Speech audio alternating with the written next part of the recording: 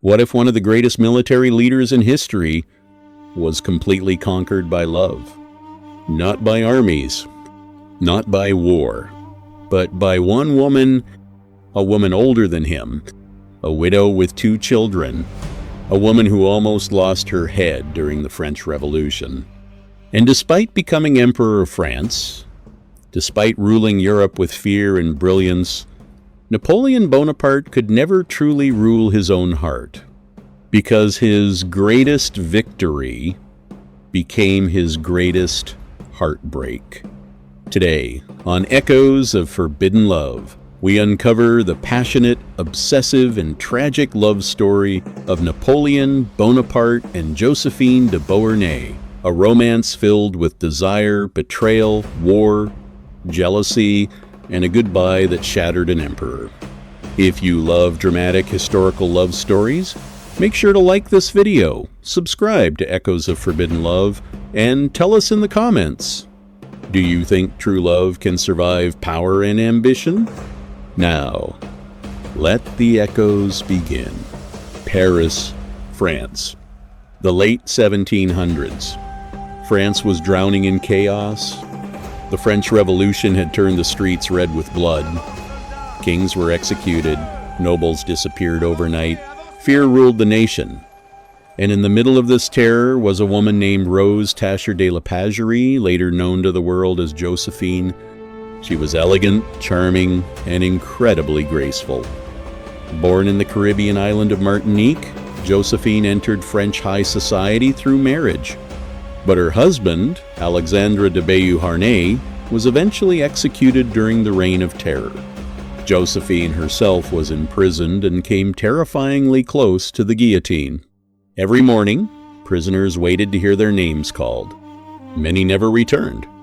But fate spared her, and after surviving death, Josephine emerged into Paris society more mysterious and desirable than ever before. Men admired her beauty. Women envied her elegance. And among those who became fascinated by her was a young, awkward military officer named Napoleon Bonaparte.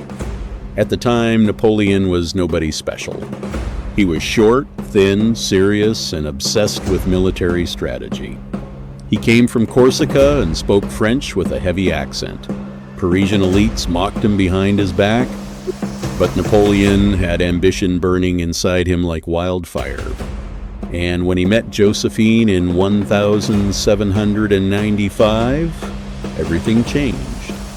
She was 6 years older than him, confident, sophisticated, experienced. Napoleon, on the other hand, became completely obsessed. He wrote passionate letters to her constantly, letters filled with longing, jealousy, and desire. At one point he wrote, "I awake filled with thoughts of you. Your image and the intoxicating pleasures of last night leave no rest to my senses." His love was intense, almost overwhelming. But Josephine did not feel the same intensity in the beginning. To her, Napoleon was useful, rising quickly in military ranks, ambitious and powerful. She liked him, but she wasn't consumed by him the way he was by her. Still, they married in 1796, and just 2 days after the wedding, Napoleon left for war in Italy. Imagine this. A newly married husband riding into battle, carrying letters from the woman he adored more than life itself. While leading soldiers across Europe, Napoleon constantly wrote to Josephine, sometimes multiple letters in one day. He begged for affection, he demanded loyalty, he craved reassurance. But Josephine remained distant. And while Napoleon was winning victories on the battlefield, rumors began spreading in Paris. Josephine was allegedly having affairs. One man in particular caught attention, a handsome military officer named Hippolyte Charles. When Napoleon heard the gossip, it devastated him. The mighty general who terrified nations suddenly became emotionally fragile. He would explode with jealousy, rage, and heartbreak. Yet despite everything, He could never stop loving her, and perhaps that was Josephine's greatest power. She understood Napoleon emotionally better than anyone else. She knew how to calm him during his darkest moments.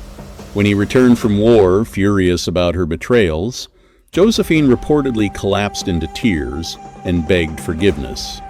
And somehow, Napoleon forgave her, again and again. As years passed, Napoleon's power grew beyond imagination. In 1799, he seized control of France through a coup. Soon, he became first consul. Then eventually, Emperor of France. An emperor who once felt rejected by society now ruled Europe, and standing beside him was Josephine. In 1804, inside the Grand Notre Dame Cathedral, Napoleon crowned himself emperor in front of the world. But then, something unexpected happened. Instead of allowing the Pope to crown Josephine, Napoleon himself placed the crown upon her head. It was symbolic. It meant Josephine's power came directly from him, and for a brief moment it seemed their love had survived everything. War, betrayal, politics, revolution. But beneath the luxury and royal ceremonies, a painful problem remained. Josephine could not give Napoleon an heir. She had children from her previous marriage, but she and Napoleon had no child together. And for an emperor building a dynasty, that was dangerous. Napoleon's advisors pressured him constantly. France needed a successor.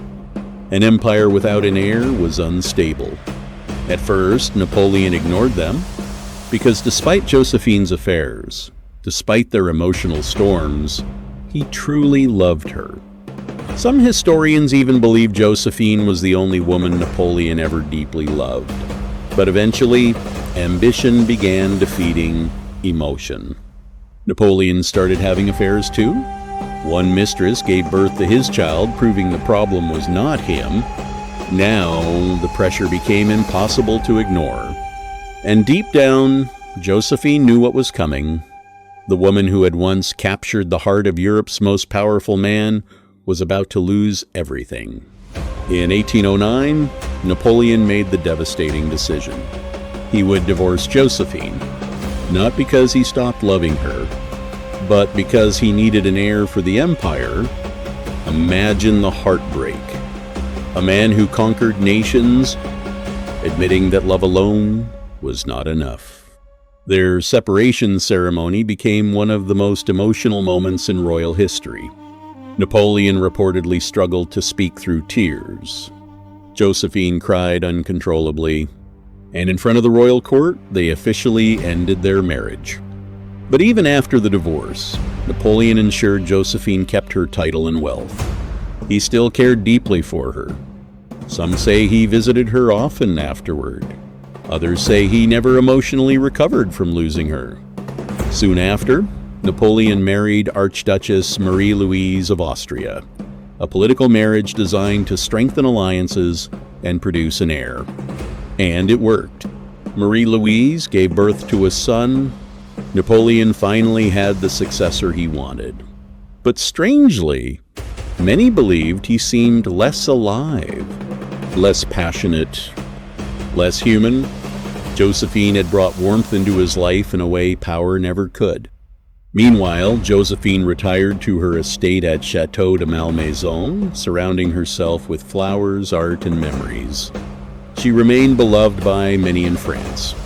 Even foreign rulers admired her grace and kindness.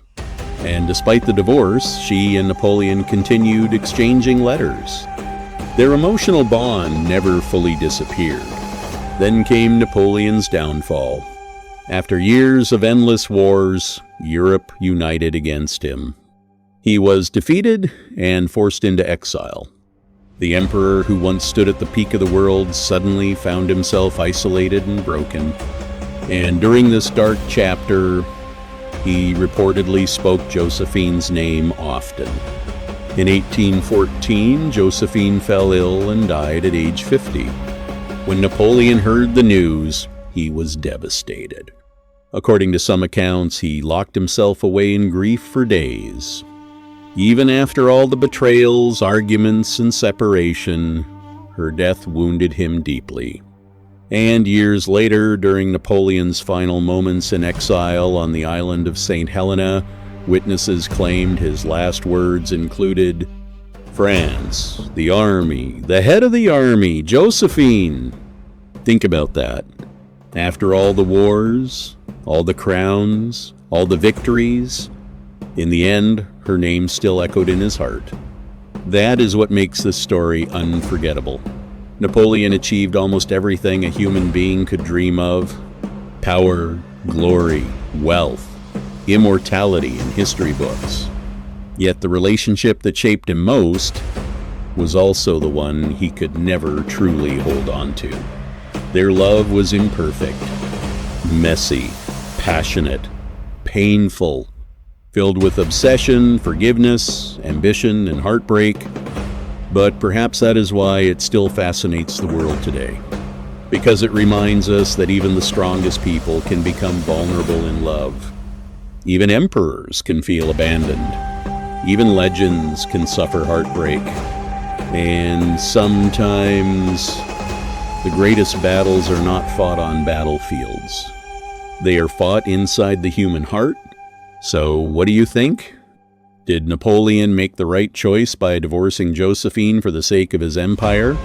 Or should he have chosen love over legacy? Tell us your thoughts in the comments below. And if you enjoyed this story, don't forget to like, subscribe, and turn on notifications for more unforgettable tales here on Echoes of Forbidden Love.